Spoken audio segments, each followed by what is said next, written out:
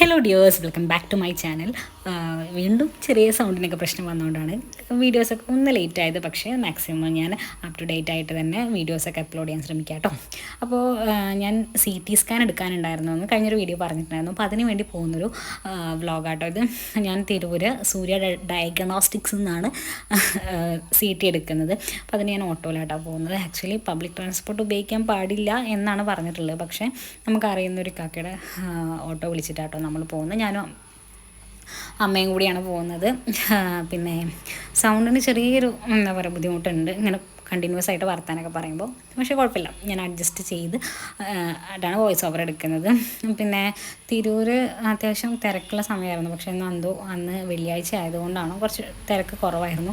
പിന്നെ തിരൂർ ഇതാട്ടോ ഞങ്ങളുടെ നെക്സ്റ്റ് നല്ല തിരക്കുണ്ടാവാറുണ്ട്. പക്ഷേ രാവിലെ 10 മണിക്കാണ് ഞാൻ പോകുന്നത്, അതുകൊണ്ടാണ് അത്ര അധികം തിരക്കില്ലാത്തത്. പിന്നെ തൊട്ടപ്പുറത്ത് ഞങ്ങളുടെ സ്വന്തം ബീവറേജ്, അവിടെയും തിരക്കായിട്ടില്ല, തിരക്കാവുന്നേ ഉള്ളൂ.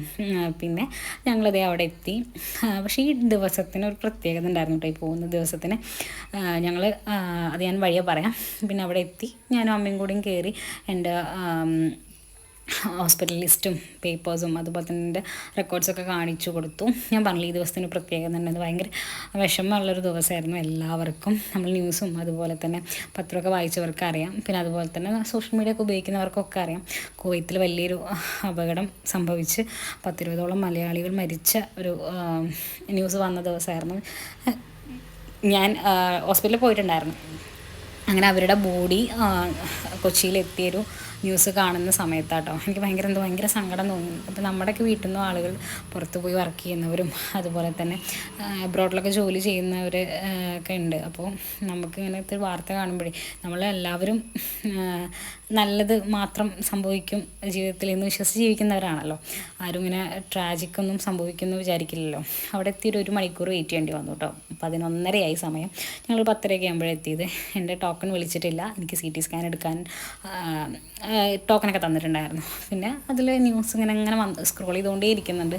എല്ലാവരും ഇതിങ്ങനെ കണ്ടുകൊണ്ടിരിക്കുക. കാരണം നമുക്ക് അത്രയും ഒരു എന്താ പറയുക ഇമോഷണൽ ആയിട്ടുള്ളൊരു സിറ്റുവേഷനാണ് എല്ലാവർക്കും എന്ന് എനിക്ക് തോന്നി. അവിടെ ഇരിക്കുന്ന എല്ലാവരുടെയും മുഖം ഒരുപോലെ. അതുപോലെ തന്നെ എല്ലാവരും ഇത് തന്നെ സംസാരിച്ചുകൊണ്ടിരിക്കണം. എന്താ അവരൊക്കെ വീട്ടിലുള്ള ആളുകളുടെയൊക്കെ ഒരു അവസ്ഥ എന്നതിനെക്കുറിച്ചൊക്കെ ഇങ്ങനെ ഓരോരുത്തർ അടുത്തിരിക്കുന്നവരൊക്കെ സംസാരിക്കുന്നുണ്ട്. ഒരുപാട് സ്വപ്നങ്ങളായിട്ട് പോയിട്ടുള്ള ആളുകളാണ് ഇങ്ങനെ ഓരോ ബോക്സിൽ തിരിച്ചു വരുന്നതെന്ന് നമുക്ക് കാണുമ്പോൾ ഒരു സങ്കടം. പിന്നെ ന്യൂസ് കുറച്ച് നേരം കണ്ടുകൊണ്ടിരിക്കുന്നത് ഞാൻ അമ്മയും കൂടിയിട്ടാണ്. ഇതിങ്ങനെ കണ്ട് ഞങ്ങൾക്കിങ്ങനെ ഭയങ്കര എന്താ പറയുക വിഷമമാവുന്നുണ്ട്. അത് ഞങ്ങളിങ്ങനെ സംസാരിച്ചുകൊണ്ടിരിക്കുന്നത് മുഖ്യമന്ത്രി ബോഡി റിസീവ് ചെയ്യുന്നൊരു സീനാട്ടോ. പിന്നെ ഞങ്ങൾ എൻ്റെ CT സ്കാൻ എടുത്ത് പുറത്തിറങ്ങി. CT സ്കാൻ്റെ വീഡിയോ ഒന്നും എടുക്കാൻ പറ്റിയില്ല. പിന്നെ ഞാനും അമ്മയും കൂടി വീട്ടിൽ തിരിച്ചെത്തി. പിന്നെ കുറേ ദിവസത്തിന് ശേഷം നമ്മുടെ കയ്യും കാലും പിടിച്ച അമ്മ എനിക്കൊരു ബിരിയാണി മേടിച്ചു തന്നു. ഭയങ്കര ആക്രാന്തമായിരുന്നു കേട്ടോ. ബിരിയാണി കഴിക്കണം.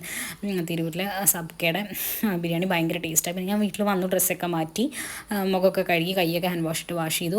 മാസ്ക് ഇട്ടിട്ടില്ല. പിന്നെ ഇതാട്ടോ CT സ്കാൻ്റെ റിപ്പോർട്ട്. ഇത് ഇങ്ങനെ തന്നു ഫിലിമായിട്ട്. ഇനി റിപ്പോർട്ട് വഴി ഒരു വാട്സപ്പിൽ അയക്കുന്നൊക്കെ പറഞ്ഞിട്ടുണ്ടായിരുന്നു. അത്യാവശ്യം നല്ല വിലപിടിപ്പുള്ള സാധനമാണ്. അപ്പോൾ അത് ഞാൻ സൂക്ഷിച്ച് കൊണ്ടെടുത്തേക്കാൻ പോയി. പിന്നെ ഭക്ഷണം കഴിക്കാനാണോ ഇതാണ് ബിരിയാണി. നല്ല ടേസ്റ്റുള്ള ബിരിയാണി കേട്ടോ, സബ്കയുടെ ബിരിയാണി. പക്ഷേ ഞാൻ ഇത്രയേ കഴിച്ചിട്ടുള്ളൂ. വളരെ ആർത്തി പിടിച്ച് മേടിച്ച ബിരിയാണിയായിരുന്നു. പക്ഷെ ആകെ എനിക്ക് ഇത്രേ കഴിക്കാൻ പറ്റിയുള്ളൂ. പക്ഷെ അങ്ങനെ കുറേ ദിവസം കഴിഞ്ഞ് കഴിക്കുന്നത് കൊണ്ടായിരിക്കും നല്ല ടേസ്റ്റ് എന്ന് പറഞ്ഞാൽ നല്ല ടേസ്റ്റ്.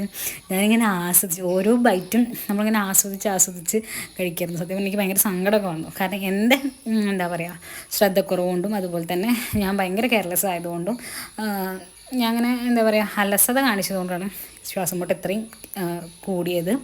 അപ്പോൾ അങ്ങനെ വന്ന് ഞാൻ തന്നെ വരുത്തി വെച്ചതാണ്. പിന്നെ പുള്ളിക്കാരനെ വിളിച്ചു, വീഡിയോ കോൾ ചെയ്തു. അപ്പോൾ അടുത്ത വീഡിയോ കാണാം. അതുവരേക്കും